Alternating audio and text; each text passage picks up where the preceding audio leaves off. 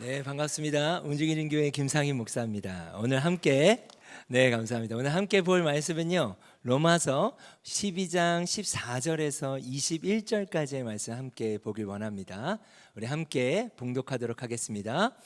너희를 박해하는 자를 축복하라. 축복하고 저주하지 말라. 즐거워하는 자들과 함께 즐거워하고 우는 자들과 함께 울라. 서로 마음을 같이 하며 높은 데 마음을 두지 말고 도리어 낮은 데 처하며 스스로 지혜 있는 채 하지 말라. 아무에게도 악을 악으로 갚지 말고 모든 사람 앞에서 선한 일을 도모하라. 할 수 있거든 너희로서 모든 사람과 더불어 화목하라. 19절 내가 사랑하는 자들아 너희가 친히 원수를 갚지 말고 하나님의 진노하심에 맡기라. 기록되었으되 원수 갚는 것이 내게 있으니 내가 갚으리라 주께서 말씀하시니라. 내 원수가 줄이거든 먹이고 목마르거든 마시게 하라. 그리함으로 내가 숯불을 그 머리에 쌓아 놓으리라. 악에게 지지 말고 선으로 악을 이기라. 아멘. 오늘 이 말씀을 가지고 함께 나누길 원하는데요. 여러분, 우리가 혼자 살 수 있을까요? 네, 그렇지는 않습니다. 하나님께서 우리를 창조하실 때 혼자가 아니라 함께 살아갈 것으로 창조하셨어요. 결론적으로 우리는요, 혼자 살 수 있는 것이 아니라 함께 삶을 살아가야 하는 것이죠. 그렇다면 함께 삶을 살아가는 것을 공동체라고 정의한다면, 여러분, 우리 일상의 삶 가운데 수많은, 여러 공동체들을 만나고 있다고 생각합니다. 여러분 한번 고민해 보시면, 먼저는 가족도 우리의 공동체지 않겠습니까? 또 여러분 직장 생활 하신다면 우리 직장도 우리의 공동체가 될 수 있고요. 또 대학생이라면 학교도 우리의 공동체고, 친구 관계도 공동체고, 우리는 수많은 공동체 안에서 삶을 살고 있다는 것이죠. 그것이 하나님의 디자인 안에 있다라고 생각하십니다. 여러분 결혼하실 거죠? 네, 하나님의 디자인이에요. 우리는 혼자 살 수 없고 함께 삶을 살아가게 주님이 디자인하셨다는 사실입니다. 그런데 공동체라고 하는 건요, 혼자가 아니기 때문에 내가 원하는 방향으로 갈 때도 있지만 그렇지 않을 때도 있죠. 갈등이 없으면 참 좋지만 피치 못할 갈등이 있을 때도 있죠.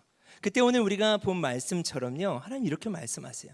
이 상황 가운데 우리는 어떻게 해석하고 어떻게 공동체와 나라는 관계를 규정하며 삶을 살아가야 할 것인가. 말씀은요, 너희를 박해하는 자를 어떻게 하라고 그랬죠? 축복하라는 거예요.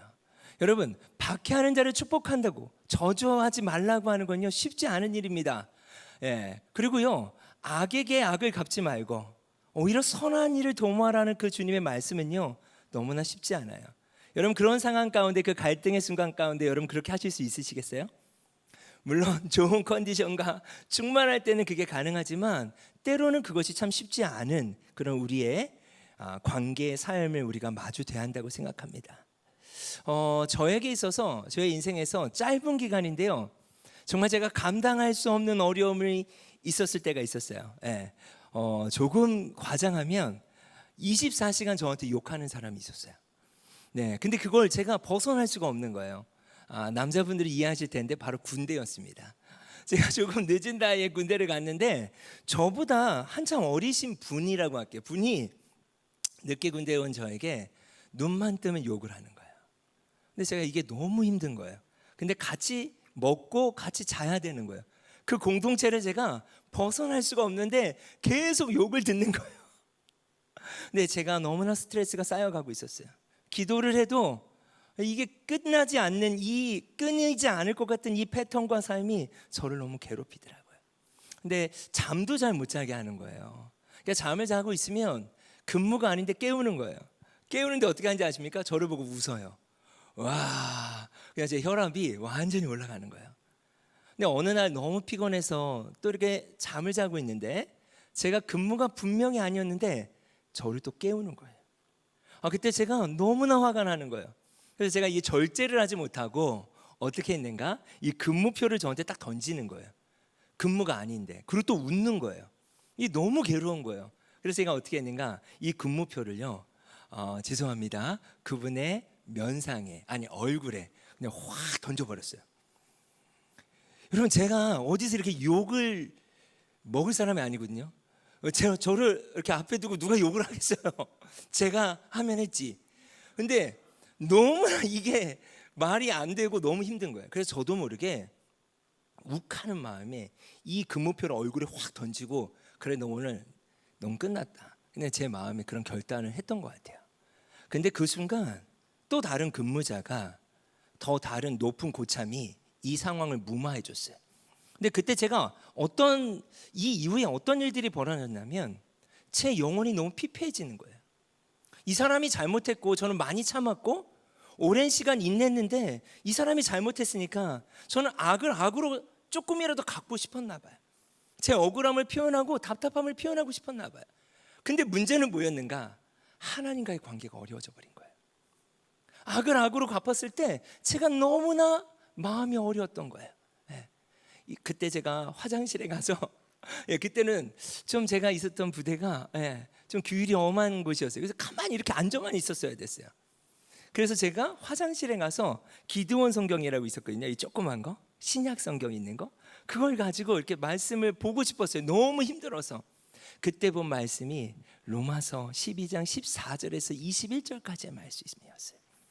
주님, 근데 저는요 사랑하고 싶지 않아요. 저 사람을 축복할 수가 없어요. 제 마음에 동기부여가 일어나지 않는 거예요. 근데 제 남은 군 생활은요 너무 많이 남았어요. 그때 제 고참이 저한테 이렇게 얘기하더라고요. 눈을 감아보래요. 눈을 딱 감았어요. 뭐가 보이네요. 아무것도 안 보입니다. 그랬어요. 근데 뭐라고 했는지 아세요? 이게 네 남은 군 생활이야. 이 현실을 직시한 거죠. 나 이거 어떻게 남은 군 생활을 살아가야 될까?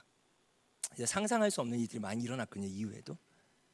그런데 제가 말씀을 읽어 내려가는데 그때 하나님이 저에게 놀라운 일을 행하셨어요. 18절부터 보면요, 할 수 있거든 모든 사람과 더불어 화목하래요. 그 다음에 19절에 어떤 내용이 나오는지 아십니까?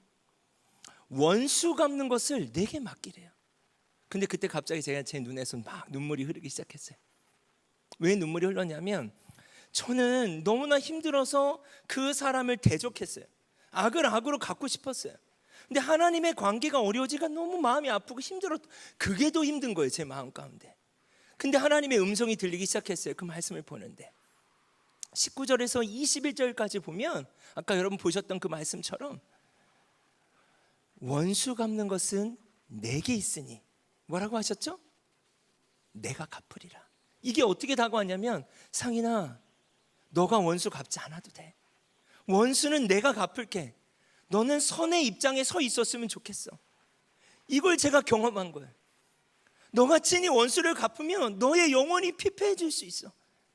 내가 너의 삶을 알고 너의 공고함을 알고 너의 어려움을 알아. 친히 원수를 내가 갚을게. 너가 할 일은 선의 입장에 섰으면 좋겠어.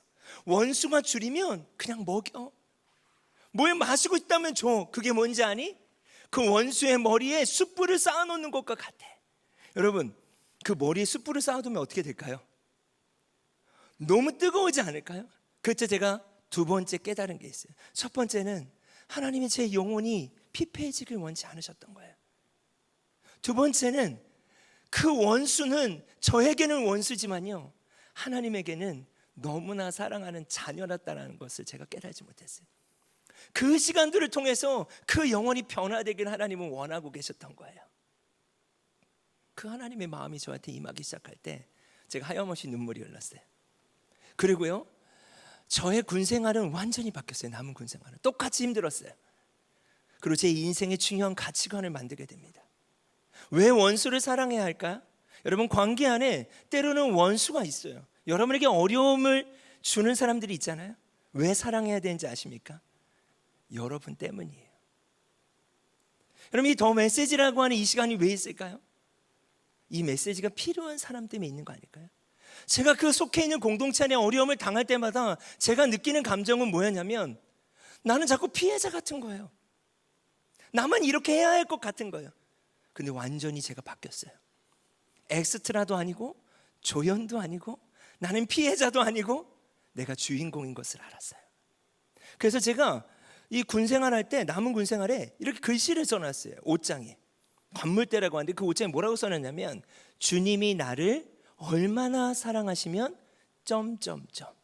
이 점점점에 나에게 닥쳐오는 모든 어려운 환경을 대입하기 시작했어요. 근데 놀라운 변화가 일어나는 거예요. 와, 주님이 나를 얼마나 사랑하시면 저 사람을 내게 붙이셨을까? 주님이 얼마나 나를 사랑하셨으면 이 늦은 나이에 군대 가게 하셨을까? 때로는 여러분을 얼마나 사랑하시면 여러분의 그 직장에 보내셨을까? 그 친구 관계 안에 두셨을까?